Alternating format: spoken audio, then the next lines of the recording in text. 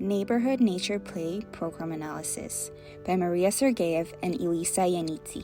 After our experience at the forest school and noticing how positively it affected us, we wanted to find out if there is a similar outdoor program in our community that children can explore.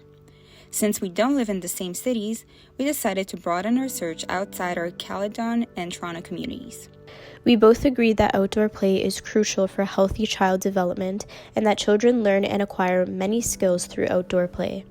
As future educators, we view the child as competent and capable of complex thinking, curious, and rich in potential. When learning about Bronfenbrenner's ecological systems theory, we learned that the child affects its environment just as it affects him.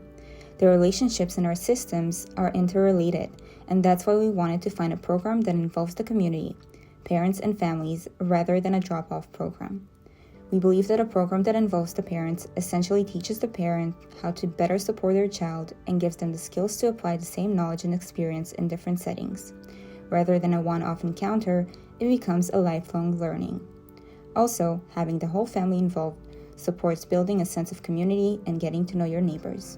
We started by calling Evergreen and leaving multiple messages. We also emailed multiple addresses until reaching Fatima Ali, Children's Program Coordinator, who directed us to Annie MacLeod, who worked on the Neighborhood Play Program. Annie has a background in education and was the school program facilitator at Evergreen during the program's years. Annie generously allocated a time for a phone call to discuss the project with us. Program overview. The Neighborhood Community Play Program was led by Evergreen in partnership with the City of Kitchener between the years 2017 and 2020. It was generously funded by the Lyle S. Hallman Foundation and the Ontario Trillium Foundation. Evergreen is a Canadian nonprofit foundation founded in 1991.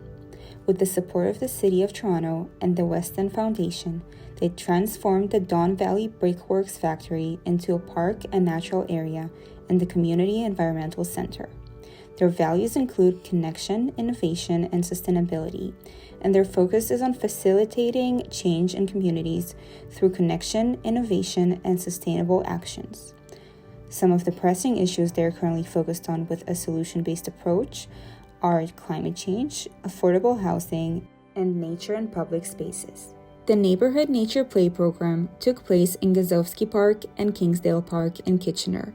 It was free and open almost every day. The program was all about community building and connecting to nature through outdoor child-led play. Since it is not currently running, the impact of those 3 years can be measured. The program engaged 5,146 children and 2,205 caregivers. Evergreen has a long-standing relationship with the City of Kitchener. Evergreen worked closely with the City of Kitchener and, over time, learned what the community needs. Coming up with this program, the focus was around working to connect children and families with nature through a hands-on approach, meaning actually immersing yourself in nature, not just reading about it in books. They identified an opportunity to work with the city to develop and enhance existing parks and turn them into naturalized park spaces that invite people to spend time outdoors while supporting experiential child play.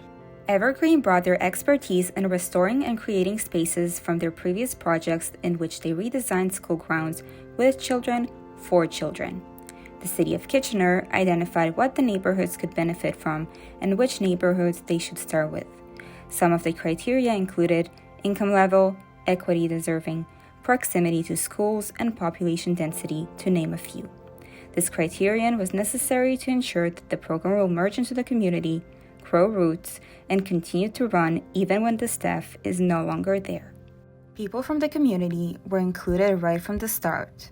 Evergreen and the City of Kitchener hosted gatherings and engagements in the communities and parks in order to build trust and build the program with the community for the community. They hosted barbecues and potlucks in which they asked people what they would like to see in their parks and how they imagine public spaces. People of all ages and backgrounds were engaged and shared their ideas, from children to seniors. Some things that people wanted in their parks were more shaded spaces, tobogganing, and more. If we believe that children are part of our community, their voices should be heard in decisions that affect them. Evergreen quite literally implemented this recommendation and invited the children to co-create the space. Children were viewed as experts and invited to co-design what their nature play environment would look like. Children led the co-design of a small neglected forest they called the Dead Forest. The children reimagined the forest landscapes as their own, a place that they could manipulate to meet their needs. The children created forts, mini villages, and gathering areas using loose parts. This began a narrative about their new forest home. The team who created this project came from various backgrounds, and each one contributed a different skill set and expertise. Annie was very excited to learn that we are studying child development.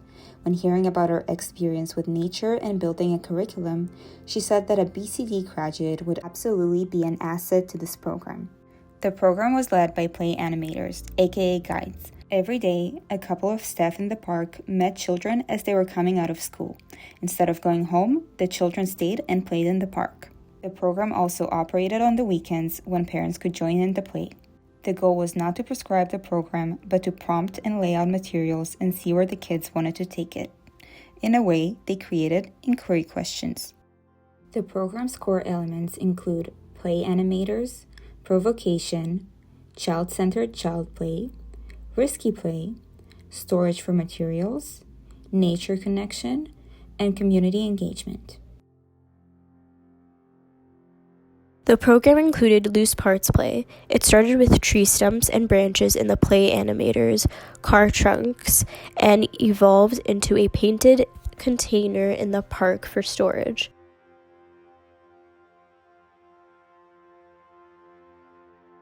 Activities through the seasons. In spring, children were digging for worms. In summer, decorating logs and sticks. In winter, ice sculpting and snow play. In autumn, building animal shelters and making bird feeders. The activities constantly changed, as you can see in the photos. Taste is so good!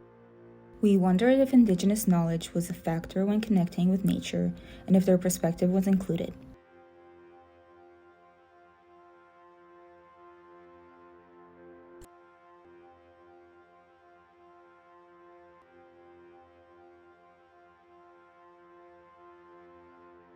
The program was focused on educating and handing the skills down rather than having a one-off encounter with nature play. The next step was to train and build capacity with families and pass the project on to the community. It was supposed to be the final step and take place in 2020. Unfortunately, due to COVID, the program shut down before the program reached its training stage. Annie shared that the City of Kitchener is planning to resume the program once we're out of the woods. She also shared that Barrie and Vaughan have also shown interest in having similar programs in their cities.